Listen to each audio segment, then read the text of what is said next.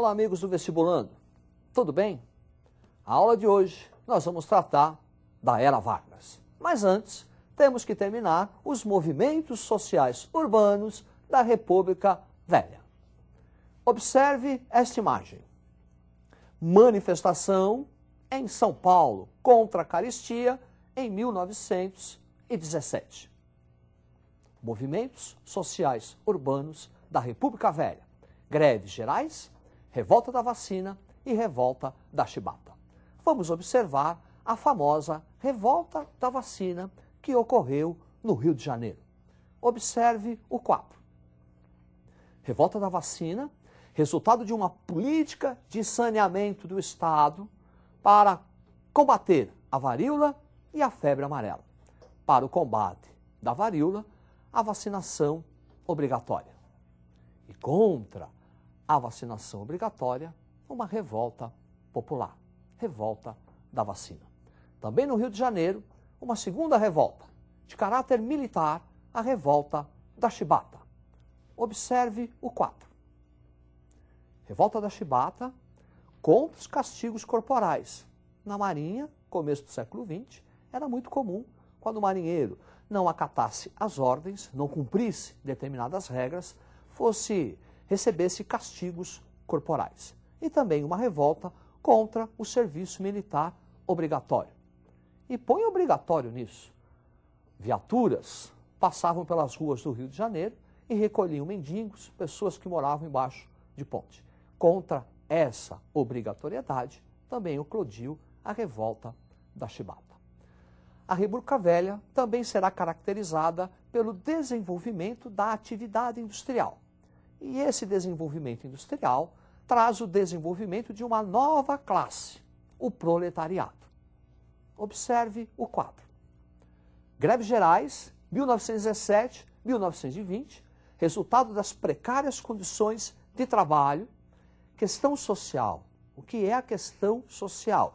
Envolve a luta do trabalhador com a classe patronal, trabalhador querendo melhores condições de trabalho.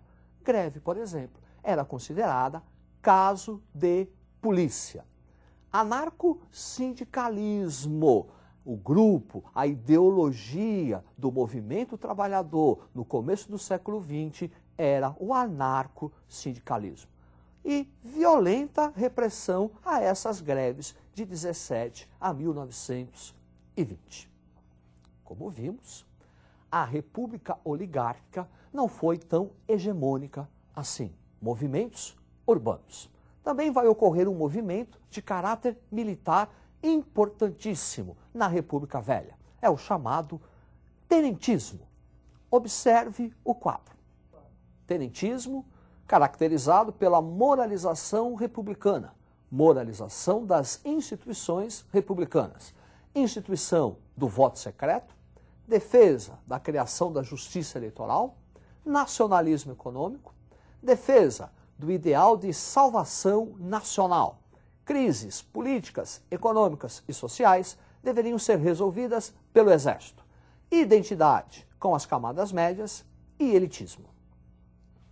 As propostas tenentistas agradavam, interessavam a classe média. Por exemplo, o voto secreto. Isso não significa dizer que os tenentes representam a classe média. Ao contrário, o tenentismo é um movimento elitista.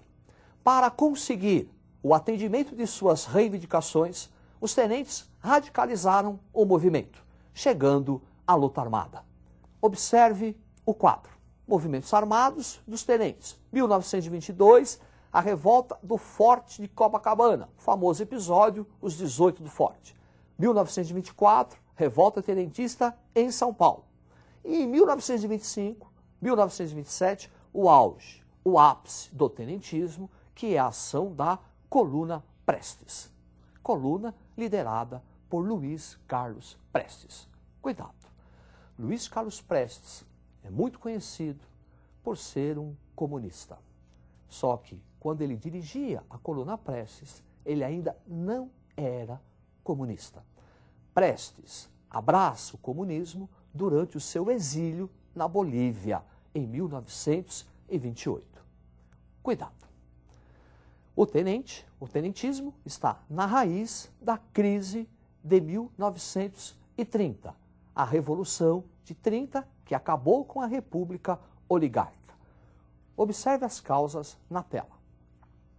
Revolução de 30, provocada pela crise mundial de 1929, que provocou uma queda brusca nos preços do café.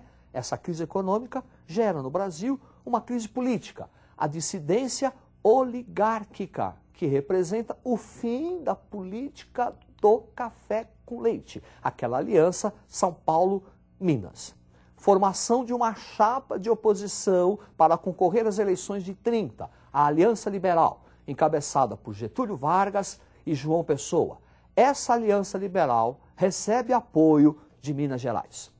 Vitória de Júlio Prestes e a causa imediata da Revolução de 30, o assassinato de João Pessoa. Mais um cuidado.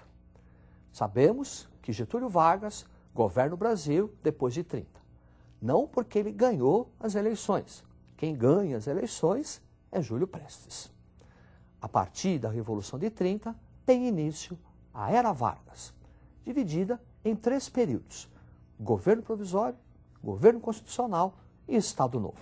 E a Era Vargas inicia um novo Estado. A Revolução de 30, na verdade, não foi uma revolução, mas sim um rearranjo do Estado brasileiro.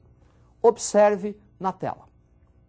Um Estado de compromisso, Estado que vai atender ou continuar a atender os interesses oligárquicos. A oligarquia mineira, a oligarquia paulista e as oligarquias antes marginalizadas, a do Nordeste e a do Sul. Atender os interesses da classe média e da burguesia urbana, daí o voto secreto, daí o processo de industrialização. Atender os interesses também do proletariado. Por isso que ao longo desse Estado nós vamos ter as conquistas do trabalhador e atender os interesses também do Exército. Por que esse compromisso? Porque a partir de 30 não existia aqui no Brasil um grupo ou um setor politicamente forte para exercer uma hegemonia. Portanto, a Era Vargas representa a inauguração de um novo Estado, um Estado de compromisso. Vamos para o primeiro período de Getúlio Vargas. Observe na tela. Governo provisório, defesa da cafeicultura. Em virtude da crise de 29, esse governo vai introduzir medidas para a valorização do café. Uma delas, por exemplo, será a queima de grandes quantidades de café. Um estímulo à atividade industrial para atender os interesses da burguesia. E o processo da Revolução de 1932 em São Paulo. Essa revolução foi motivada pela demora de Getúlio Vargas em acelerar os trabalhos para elaborar uma nova Constituição. A Revolução de 30 vai tornar a Constituição de 1891, a primeira Constituição republicana, uma peça de museu. Em virtude da demora, do atraso de Getúlio em convocar uma Assembleia Constituinte, São Paulo vai levantar a bandeira da legalidade. Daí a Revolução Constitucionalista em 32. Após essa revolução, Vargas convoca a Assembleia Constituinte, que vai elaborar a terceira Constituição do Brasil e a segunda da República. Observe o quadro. Constituição de 1934. Manutenção do federalismo, manutenção do presidencialismo, novidade, instituição do voto secreto e voto feminino. Adoção de uma legislação trabalhista, como a regulamentação do trabalho, e nacionalismo econômico. O governo provisório é caracterizado pela chamada polarização ideológica. De um lado, integralistas, do outro lado, aliancistas. Observe o quadro. Ação integralista brasileira, o integralismo, liderada por Plínio Salgado, forte apelo nacionalista, de caráter antidemocrático e que vai receber apoio de imigrantes europeus, alemães e italianos. Do outro lado, contra o fascismo, Aliança Nacional Libertadora. Observe seus aspectos na tela. Frente de oposição ao fascismo, também com forte apelo nacionalista, uma defesa da reforma agrária e um movimento político de massas. Em 1935, Getúlio Vargas coloca a Aliança Nacional Libertadora na ilegalidade. Isso gera um movimento, a chamada Intentona Comunista, que vai servir de pretexto para o Estado perseguir os comunistas. Observe o quadro. Estado Novo, 37 a 45, a partir da publicação do Plano Cohen, falso plano, um pretexto para o golpe que instalou o Estado Novo. Estado Novo que será legitimado pela publicação de uma Constituição, a polaca, a Constituição de 1937. Observe o quadro.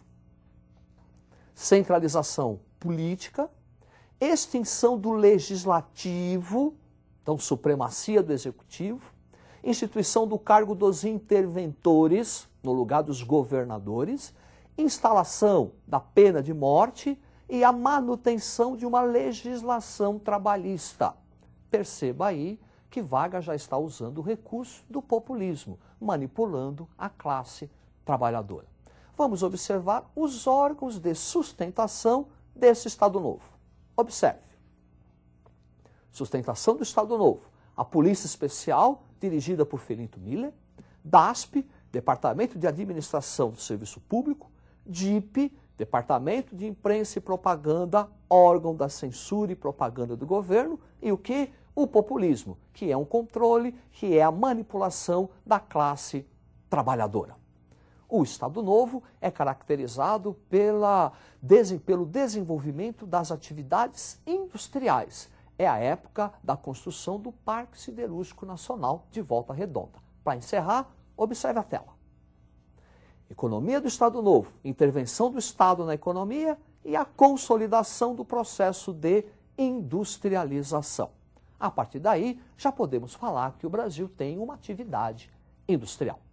Era Vargas. Estude, sempre cai. Até a próxima.